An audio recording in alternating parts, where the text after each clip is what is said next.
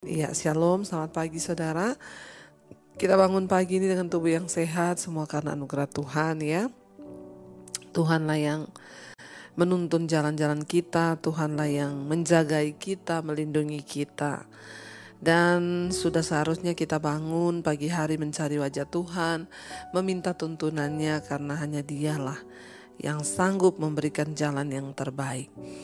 Iya, firman Tuhan terambil hari ini dari 1 Petrus pasal yang ketiga. 1 Petrus pasal yang ketiga. Saya akan bacakan ayat 17 dan ayat yang ke-18. 1 Petrus pasal yang ketiga ayat 17 dan ayat yang ke-18. Firman Tuhan berkata demikian. Sebab lebih baik menderita karena berbuat baik, jika hal itu dikehendaki Allah, daripada menderita karena berbuat jahat. Sebab juga Kristus telah mati sekali untuk segala dosa kita, Ia yang benar untuk orang-orang yang tidak benar, supaya Ia membawa kita kepada Allah. Ia yang telah dibunuh dalam keadaannya sebagai manusia, tetapi yang telah dibangkitkan menurut roh. Saudara, firman ini berkata, sebab lebih baik menderita karena berbuat baik, jika hal itu dikehendaki Allah, daripada menderita karena berbuat jahat. Kita tahu bersama kisah ini saudara, ya, surat ini ditulis oleh Petrus kepada jemaat-jemaat. Pada zaman itu ada begitu banyak orang yang tidak suka dengan orang-orang yang menjadi percaya kepada Yesus. Sehingga mereka difitnah, mereka dilakukan segala yang tidak baik kepada mereka. Ya, mereka dijahati, mereka ditekan, ya, mereka dianiaya. Dan Petrus memberi kekuatan kepada jemaat. Dia berkata bahwa firman Tuhan berkata, sebab lebih baik menderita karena berbuat baik, jika hal itu dikehendaki Allah, daripada menderita karena berbuat jahat. Banyak orang itu datang dan berkata, Bu, kenapa ya? Saya ini berbuat baik tapi difitnah loh. Saya ini berbuat baik tetapi balasannya saya terima yang tidak baik.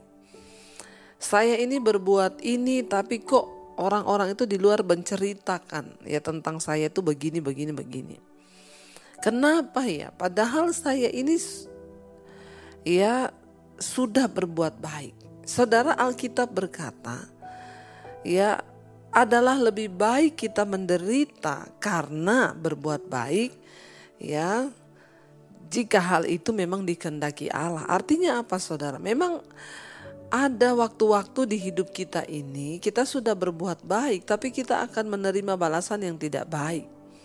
Dan memang itu dikehendaki Tuhan, diizinkan Tuhan. Ya, tetapi firman Tuhan menjamin adalah lebih baik, ya. Sebab adalah kasih karunia ketika kita menderita karena kebenaran.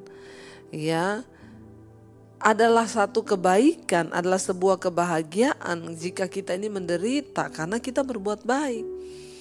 Kita difitnah karena kita berbuat baik, puji Tuhan, haleluya 12 kali.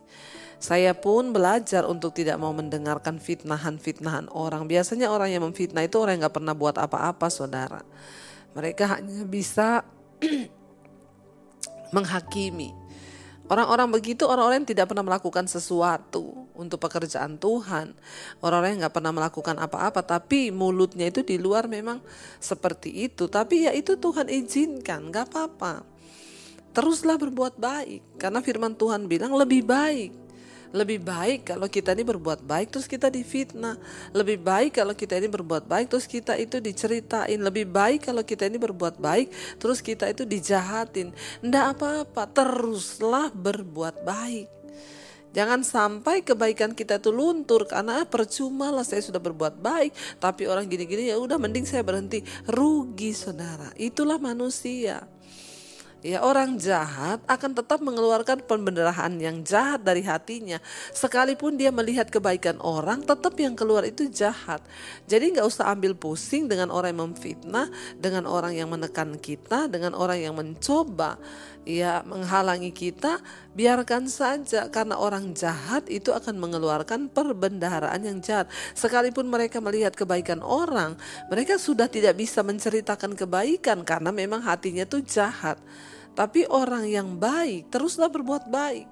Karena ayat ini berkata lebih baik menderita karena berbuat baik, jika hal itu dikehendaki Allah. Kalau memang Tuhan izinkan, ya biar saja. Ya. Sebaliknya dikatakan, ya daripada menderita karena berbuat jahat. Jangan kita menderita karena kita berbuat jahat. Kita diceritain orang karena kejahatan kita, ya itu memang biasa. Ya, tapi kita nggak dapat upah karena memang kita jahat. Jangan mau menderita karena berbuat jahat. Biarlah kita ini menderita karena perbuatan baik kita. Ya, ditekan, difitnah. Itu yang dialami oleh orang Kristen mula-mula pada zaman itu. Ya, nggak apa-apa saudara. Engkau mungkin seorang istri yang merasa suamiku ini nggak pernah baik sama saya. Saya itu sudah baik sama dia.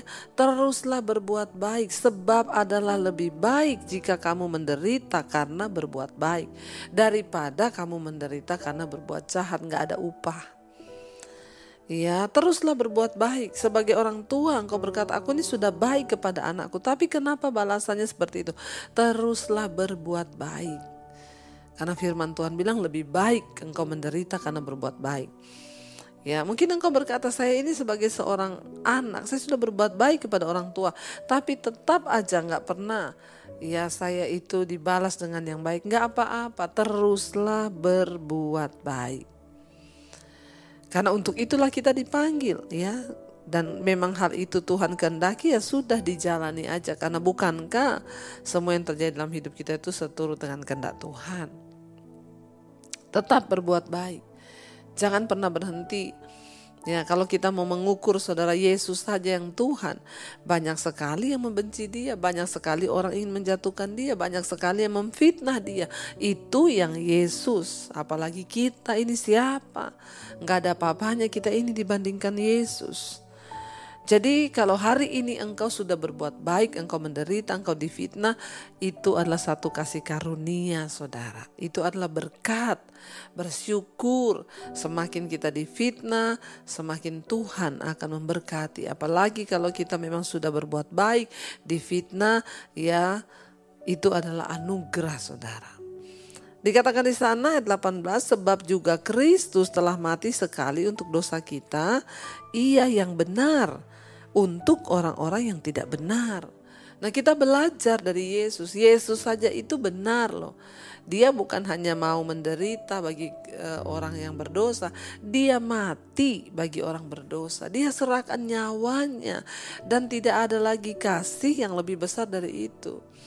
Nah, kita ini disuruh belajar dari Yesus. Ketika orang berbuat jahat kepada kita, apakah kita itu membalas orang itu dengan jahat atau kita memberkati dia, mendoakan dia? Ya, kalau disuruh kita mati bagi dia mungkin kita belum mampu.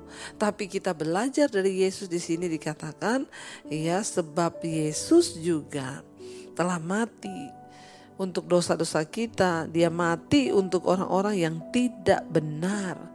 Dia yang benar mati untuk orang yang tidak benar. Jadi kalau kita ini hanya menderita, belum sampai kita ini ya seperti Yesus dibunuh. Ya, marilah kita bersyukur. Dan mari kita melihat kepada Kristus sebagai teladan. Dia mati untuk orang jahat. Dia mati untuk setiap kita yang berdosa. Mungkin kita belum sampai sejauh itu. Kita mati bagi orang yang berbuat jahat pada kita. No, gak ada yang sanggup. Tapi setidaknya, ya gak usah benci orang yang memfitnah kita. Gak usah berbuat jahat kepada mereka. Gak usah balas yang jahat. Tapi tetaplah berdoa. Tetap lakukan kebenaran. Yesus itu mati bagi dosa-dosa kita. Dia yang benar. Dia mati untuk orang yang tidak benar. Supaya ia itu membawa kita kepada Allah. Ya, ia yang dibunuh dalam keadaannya sebagai manusia, tetapi yang telah dibangkitkan menurut roh. Ingat saudara, tujuan dari kematian Kristus itu untuk membawa kita datang kepada Allah. Hubungan yang terputus itu antara kita dengan Tuhan harus diperbaiki lewat kematian Yesus. Dia yang Tuhan menjelma sebagai manusia untuk mati agar hubungan kita dengan Tuhan itu bisa dipulihkan. Ya, adalah satu hal yang sangat penting kita tahu bahwa hari-hari ini mari kita fokus kepada manusia roh. Yesus mati supaya kita ini dibawa kepada Allah, dan Yesus yang dibunuh dalam keadaannya sebagai manusia, tetapi yang telah dibangkitkan menurut roh.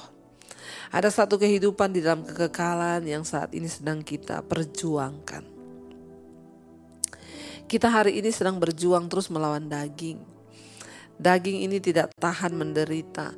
Daging ini gak kuat ketika difitnah. Daging ini tidak kuat ketika kita harus berhadapan dengan banyak tekanan. Tapi kita harus mampu menaklukkan daging ini. Kita belajar dari siapa? Yesus.